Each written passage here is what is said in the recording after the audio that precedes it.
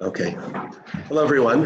There's a lot of new things over here. I'm going to have a little bit of growing pains. I got such inspiration coming in here.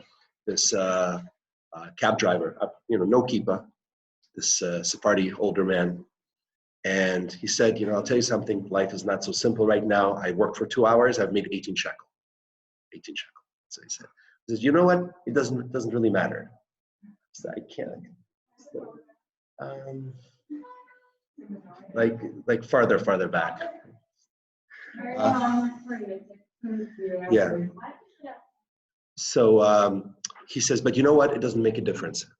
Believe in HaKadosh Baruch Hu. He decides, says, I don't trust anyone else. I don't trust this. I don't trust that. But trust in HaKadosh Baruch Hu. He decided that I'm making 18 shekel today. That's what I'm going to be making. So Baruch Hashem, get more money. But it's just, these daily interactions with people. It's something that can be very, very inspirational. Just a little bit of a technical, but more than technical point. Bezat Hashem, we're going to be starting officially the online classes. There's going to be all kinds of different online classes. Some of the online classes will allow people to get credit. Everything's going to be set up. Everything's going to explain. I'm really hoping in the next day or two that's going to be set up. It's going to be most probably going off our website. So it'll be very clear and explained just how to do that. There's going to be a lot of different types of classes that are going to be beyond the core that are going to be set up. So again, we'll be communicating that with you. Some of the classes will be pre-recorded. Some of the classes will be live that you'll be able to join. Obviously, those classes will be taught, working with the times where people are as much as possible. But even those live classes that some people may not be able to join live, we'll be able to record and put for those who are not able to join live. We're working out a lot of the technical logistics right now. Libya and Atar have been working very, very hard, so Bezat Hashem will start that as soon as possible. Yes. Yeah, we'll get your American numbers and email. Okay, I wanted to do something with you. I meant to make a photocopy. Just things were a little tight. I think it may have been sent to you on your phones. I think maybe I'll just put on the chat. I'm not exactly sure. From the Ali Shor. Very, very fascinating. The whole Sefer is so incredibly fascinating. He has a section in Chelik Beis where he goes through various different midos. Really very, very beautiful. And he has a chapter called Kas or Savlanus, anger or patience.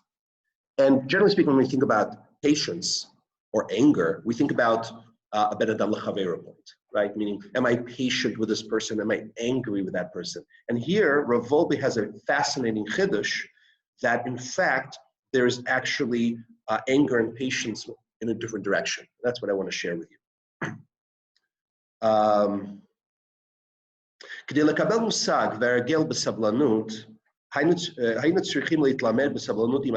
Generally, in order to understand the concept of patience, we have to learn it with other people, right?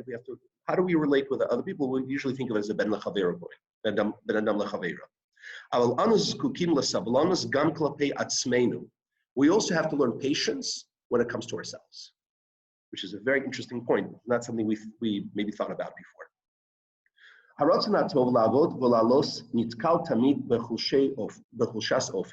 This desire to work and to grow and to be successful, it runs into constantly, tamid, all the time, in the weakness of character. Sometimes,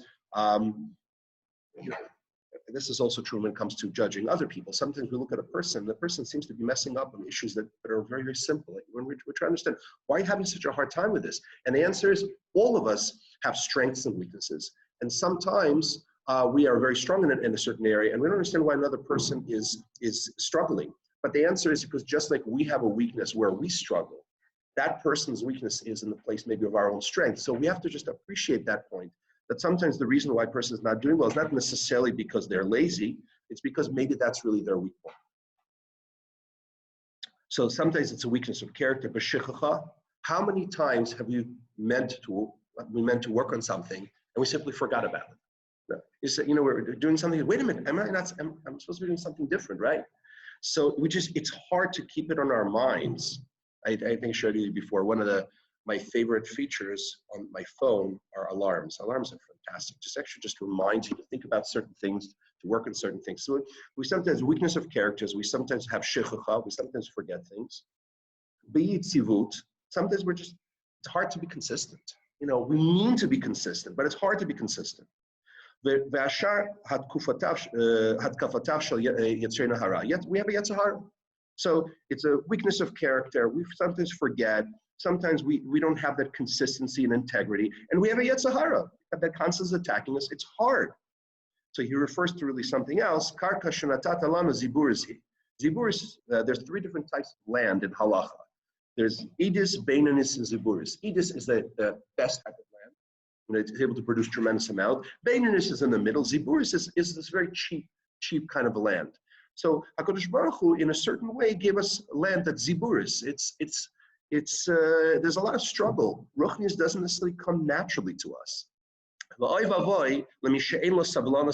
it's terrible for anyone who does not know how to be patient with oneself. That person is likely to give up and despair from any type of growth.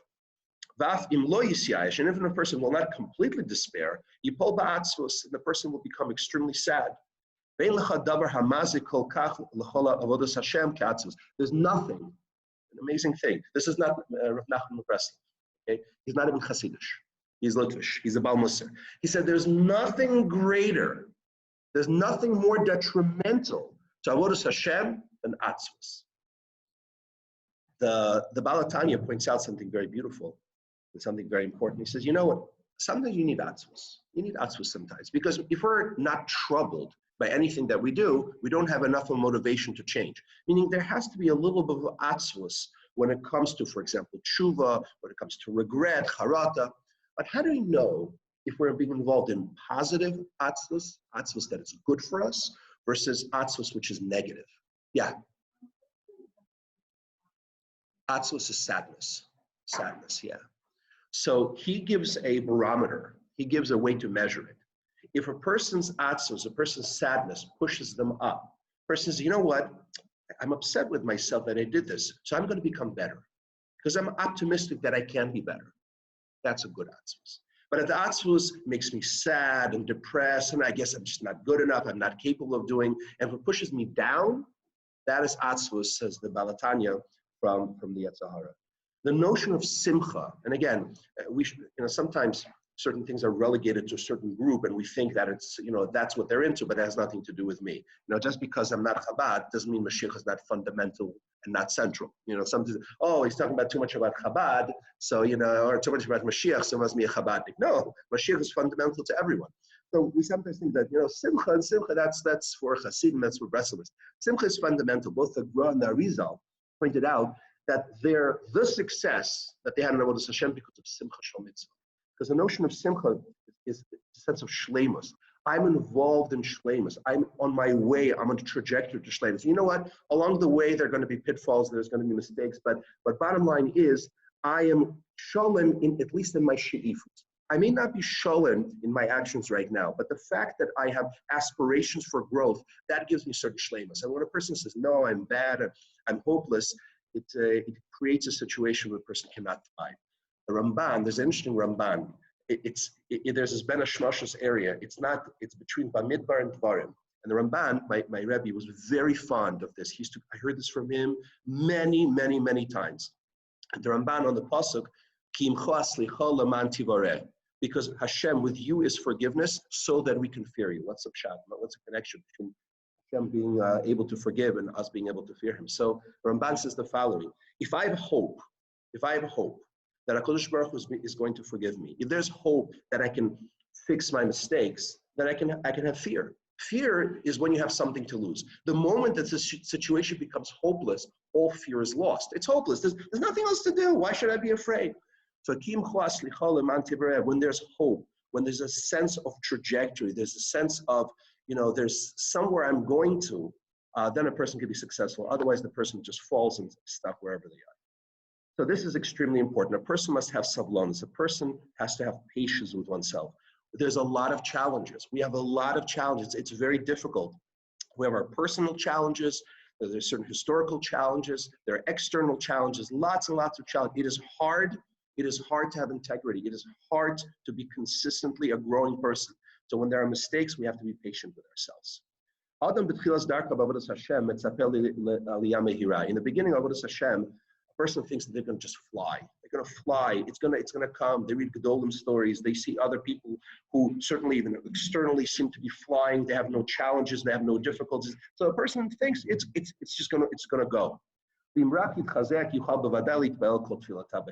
if they just really, really want, they'll daven every tefillah with kavanah. If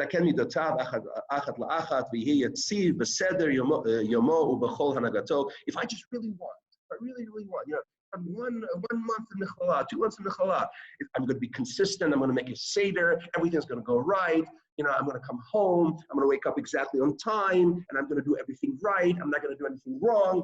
And there's a certain expectation, whether it's explicit or it's implicit, whether a person is conscious of it or not, there's this expectation, I'm going to be successful. Umaraba achzavato, and the word achzava means disappointment. How great is a disappointment? And this is not true for person A and B. This is true for everyone. And how disappointed the person becomes is they get on the plane, they say to themselves, you know what, I'm not going to watch that movie. I'm not going to watch that movie. And you know what? They watch the movie. They shouldn't have watched the movie, but they watched the movie they shouldn't have been watching. So they get off the plane, they say, the very first Kabbalah I took upon myself, I already messed up. And this is a great Eitzah that and said, well, if I can't be successful in the first one, what makes me believe I can be successful in the second and the third one? This is a dangerous, dangerous perspective. A person needs to have Savlanus. As divrei Chazal. He quotes a Chazal, just for the sake of time. I'm not going to go into the whole Chazal. It's a beautiful Chazal in Medrash Rabbah, where the yisod that comes out is that when HaKadosh Baruch Hu gives us something, he very much takes into consideration what it is that we're able to handle. He comes to each one of us, what the Medrash calls lefi kocho. Okay, HaKadosh Baruch Hu understands there is going to be difficulties, there are going to be challenges. HaKadosh Baruch Hu is patient with us. Again, doesn't mean we can create excuses for ourselves and do things that are wrong. Of course, we have to do the best that we can. But just like HaKadosh Baruch Hu operates lefi kochenu, we have to operate lefi kochenu as well. We have to work with our kohos. We have to work with our abilities and with our limitations. And sometimes, at least, our kohos are greatly limited. My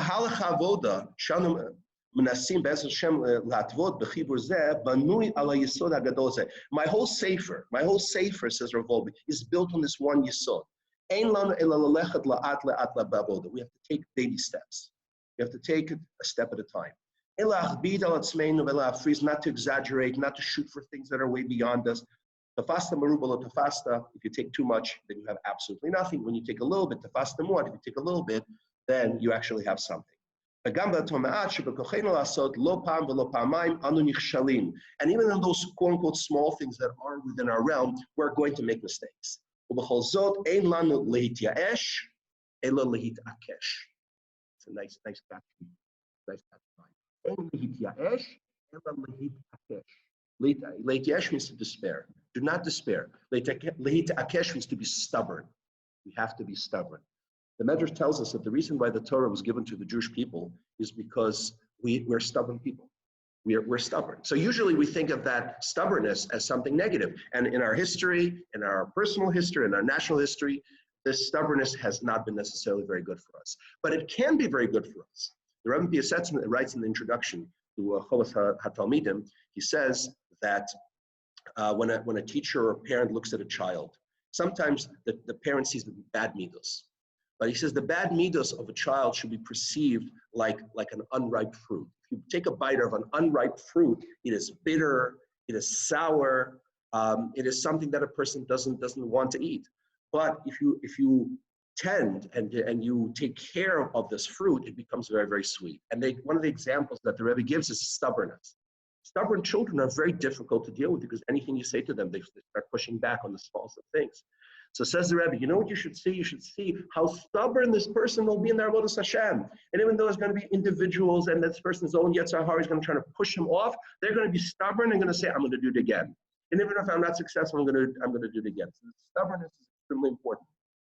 So that's why it says, even though we're nichshal, even person, someone falls a little, falls a lot. And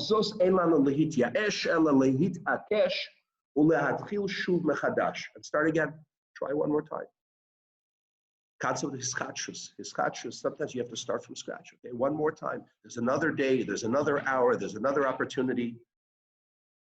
Stephen Covey in Lahabdil in one of his books talks about he had a son who was a quarterback, and who would sometimes be hard on himself, and he would ruminate too much with his own mistakes. So he had some kind of a band around his hand that whenever he would make a bad throw or make some kind of a bad move, he would snap the band in order to remind himself, okay, forget that bad throw. Just let's start again. We have to be able to kind of start again, which is very important. And Savlanus rabat tzarich adam im atzmo. A person needs a lot of patience with oneself. Again, we always think about parents need to have patience with their children. Maybe teachers have to have patience with their students. Maybe students have to have patience with their teachers. Okay, it has to go in all directions. But we have to have patience with ourselves. Kol hasavlanus ein lanu lahashlim im atzmeinu chas v'shalom ulehafech la'adishim. Obviously, and this is the other danger. Patience does not mean that we don't care. Patience does not mean whatever I do, it's all fine, it's all good, because I have to be patient with myself. I have to give myself a break. No. I have expectations. We have to consistently follow our way, try to go be in that trajectory. Because we're trying to reach shleimus. And then he quotes, Sheva Yipol Tzadik Vakam. Pasuk Mishlei, a person falls 7 times, and the person stands up. A tzaddik falls 7 times and he stands up. Even if we fall 7 times, 7 means a lot. This is the classical pshat. Even though we fall, we get up. Rav Hutner has a different pshat on it. Very, very beautiful pshat. Not only, the point here is not even though, means that's the condition. The condition is in order to be able to grow, in order to be able to be successful, you have to fall. As we're working with this technology, Lib is working with this technology, and Athar is working with this technology, there are mistakes of, this got recorded like this, didn't record like that, but that's what's going to happen. When there's a new situation, when things are beyond our comfort zones, and we try it, and therefore we're going to be making mistakes. I saw somewhere it says, if you're making mistakes, it's an indication that you're trying something. People who don't make mistakes, people who don't really do anything, and in that way, they make the greatest mistake of all. Again, the point is not to love mistakes. Once I heard someone give a drasha about how much he loved mistakes, how much he was looking forward to making as many mistakes as possible, because mistakes are wonderful and amazing. That's bizarre, meaning we don't try to make mistakes on purpose, but as we are trying to do our very, very best, mistakes will be made, and we have to be patient with ourselves. פעמים רבות כששואלים אדם על עבודתו, הוא עונה, אוי, צריכים סייעתא דשמיא. I don't know if you ever heard that before. How are you doing? Are you being successful? Need God's help. Ma aluva imrazo. How insulting, how sad is the statement. Homer kach choshev ki hu atzmo kvar asa kol ma shebe'oto la'asot. Person thinks, I've done everything. I've done everything that I could. And now it's God's job to fill in the rest. For some reason, HaKadosh Baruch Hu is not helping me out. This is a very big yisod, very, very big yisod. Somewhere deep in one's heart, I'm blaming God. It's God's fault. It's God's fault. The reason why I'm not doing well, I've done everything I could, but HaKadosh Baruch Hu is not giving me hatzlacha. It's the ball is in his court.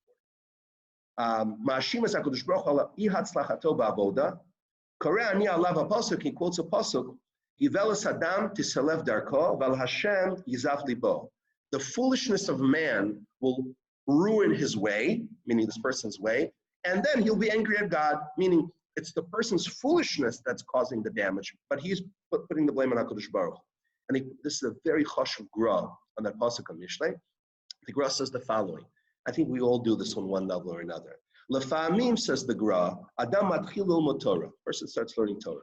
V'lasus mitzvos. V'achar kach paresh mechamas shekashe lo ma'od. A person starts learning, starts growing, believing in oneself, really changing one's life. But at some point they say, this is just too hard. This is too difficult. And the person just goes back exactly where they started. Kashe lo ma'od. Lefishe'ein mesayim lo. because the person at least feels that there's no help. The person's standing by himself. V'zo'ef, and the person gets angry. Al Hashem. Lama lo siyu? Why didn't God help me? Ube'emez hu mechamasiv laso. But really, it's that person's own foolishness. A person could follow based on their level. Every one of us has certain avodas Hashem that we're able to do right now, and not to jump on levels that are too high. And the person will go on one's path.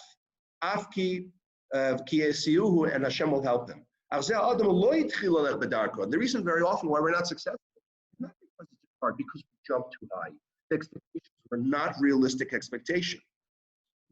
Therefore, lo siyu, and then the person gets no siyata d'shmaya.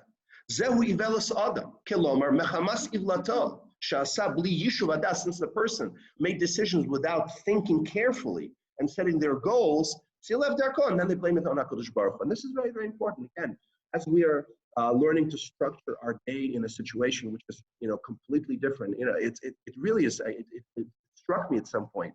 All of you have had to structure a regular school day. Okay? You did that on a weekly basis often. You've had to structure Shabbos before. Rivoli points out in his discussion on Seder, the less common something is, and the less predictable it is, the more difficult the Seder is. So in a certain way, a regular weekday is the easiest to plan. But 8:30 in the morning, every single Machal student is up, and she's in class, and everyone is participating. Good, exactly, there's a schedule, there's a certain routine. You almost have to do it almost effort. It's more or less, because you're in a certain group. Fridays, you don't quite have that structure, a little bit harder. Shabbos, where part of the schedule is not even up to you, it depends on the host, and it's not up to you whether the meal is finished by 1 or 4:30. Okay? There's lots of unknowns. So Shabbos is harder to plan. What about Yom Kippur? Yom Kippur is it's once a year. It's even more challenging. So the master of Seder learns how to plan all the different life situations, whether it is something that's common or not common, or even a weekday sometimes becomes an unusual weekday. So, but what struck me is that this time period that you guys are going to be having, you've never had before. Meaning you've had vacations before. You had, breaks before. But coming home a week and a half early from seminary and knowing what to do with that week and a half, no one has ever had. And you've never had to plan something like that. You probably don't even know anyone who'd had to do such a thing. So this is an incredible opportunity for creativity to sit down and say, okay, I have this, this week and a half, which is, an unusual situation. How do I plan it? It says, well, the key has to be, of course, you have to, and this is the next paragraph, he also stresses this, you can't expect too little of yourself. Don't say, well, I'll learn for 3 minutes. Don't expect too little from yourself just because you don't want to stress yourself out and you don't want to, overwork. But at the same time, be realistic. You're probably not going to be able to keep the same hours of learning when you're going to be, wherever you're going to be, in the way that you're in Mechala, where everything was structured and everything was kind of provided for you. So make sure that you are working hard and you're challenging yourself, but you're being realistic. And that's very important, because if you shoot too high, and therefore it's not lefi kocho, and not lefi kocha, so therefore almost inevitably at some point you're going to fail. Okay, so by the way, Rav is not saying that the only challenges are to people who overshoot. No, that's not true. There are other types of challenges, all kinds of different challenges. And again, challenges are something that we have to see as an opportunity. But one of the reasons why a person may not be as successful as they want to be is because ultimately they have not planned wisely what he calls b'yishub hadas, and therefore it's just beyond their ability to do this consistently. He points out, because almost after every vad, and this is important, he gives halacha l'maisa application. What is it that we should do? How do we work on this? And by the way, this is a very important point. Abstract ideas are very, very nice. I like abstract ideas, but the question is, how do we work on it practically? And he points out, it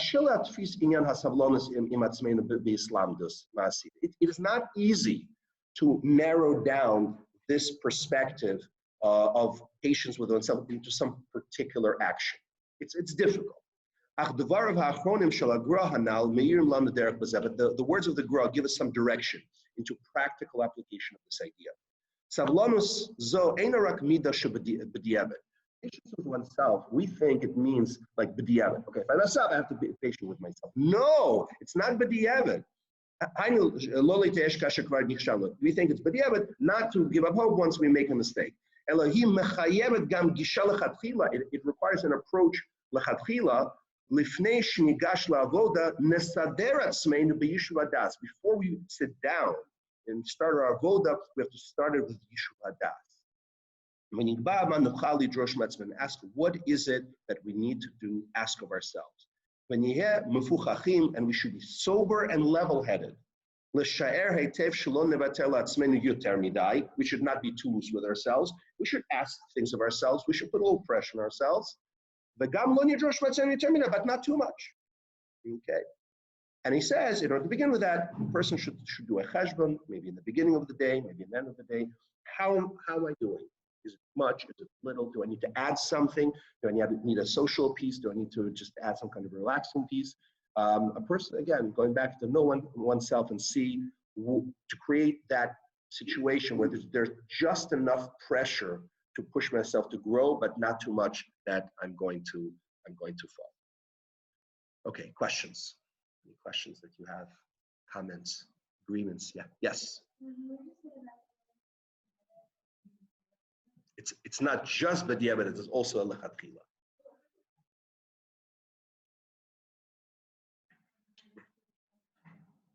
So that's what he says, meaning it should not do that. Meaning it has two components. There's a lechatchila of savlanus of a b'diavad. Lechatchila is sit down, make a cheshbon based on your abilities and not push yourself beyond those abilities. That's number one. B'diavad is that if you make a mistake, don't be so hard on yourself that you push yourself down. Rather, start again and push yourself up. It's interesting. Yetzer hara works and Yetzer tov in opposite directions. When the aver is in front of you, the Yetzer Tov says, "Don't do that. That's really, really bad." Yetzer hara says, "No big deal. You don't do it. It's nothing." When a person does it, the Yetzer Tov says, "You know what? You messed up. It's okay." And the Yetzer hara says, what did you do? You'll never get out of this." It's like a flip side. So that's a savlanus and b'diavad. But as you pointed out correctly, Rav Wolbe says it should not mean, well, it's okay, it's fine. I don't want to put too much pressure on myself, and and if I mess up, it doesn't really make any difference. I'll mess up again. It's no big deal. This is a twisted savlanus. That's the Yetzer hara's hijacking of savlanus. That's the corrupted savlanus. But the good savlanus is, let me be realistic. Okay, and put just enough pressure on myself. And if I mess up, which I'm going to do my best not to do, I'm going to let it go. I'm going to learn from it, and I'm going to move forward. Yes.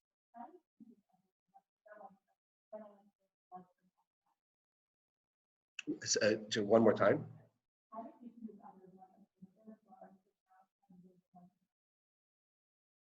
So when we are dealing with other people and we see their flaws, I think one helpful tip is to see, the Gemara says that when a person's kolaroik sota bikulkula yazir asmi min hayayin. The reason why a nazir became a nazir is because he saw a sota. What's the kasher? And the answer is, this is mentioned by the Baal Shem Tov, the Arizal, I believe as well, that when you see something, it's a message. So when you see a person doing something wrong, sometimes there's a mitzvah of tochacha, but sometimes it's a lesson to us.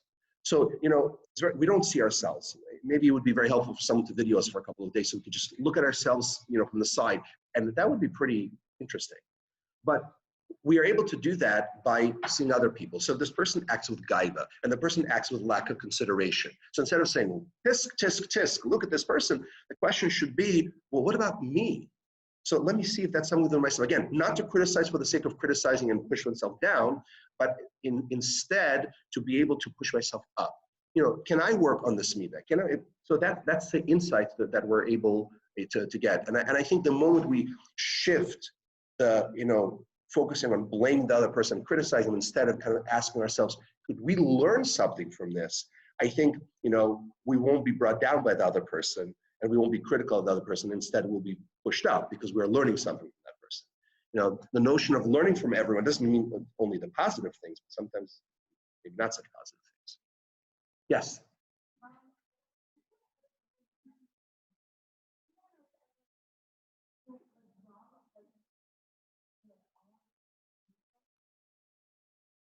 No, I mean, obviously if something is ulcer, so the person has to stop. He's talking about things over here, in Midos and Avodas Hashem. Meaning, if a person is Machal Shabbos, they should not be Machal Shabbos. If it's too difficult, so you have to work very, very hard. They should speak with someone Balitzo how to figure it out.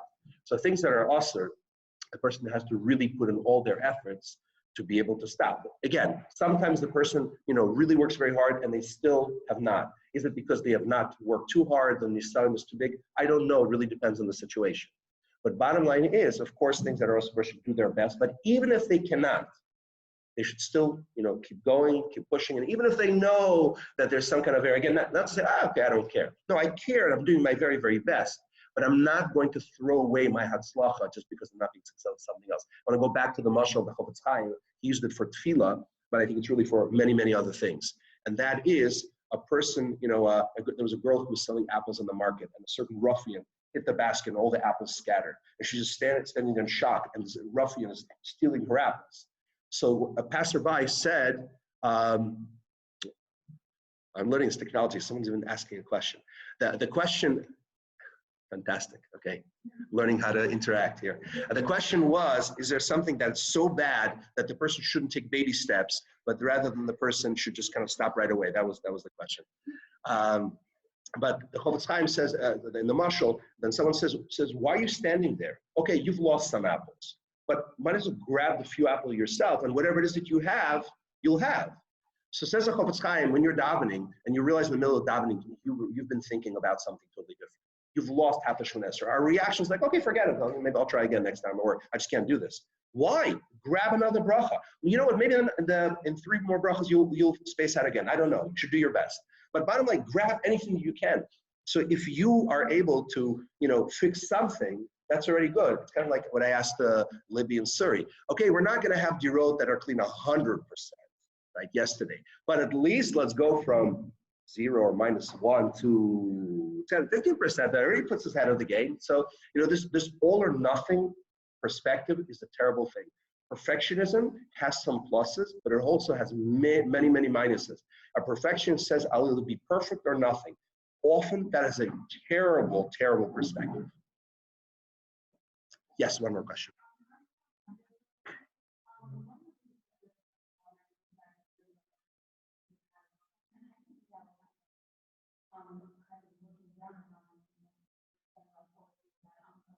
Yeah, that's a great question. A big yesod in Rav Wolbe's Sefer is that there's a tremendous danger in working on yourself. And the danger is, the one big danger is gaiva.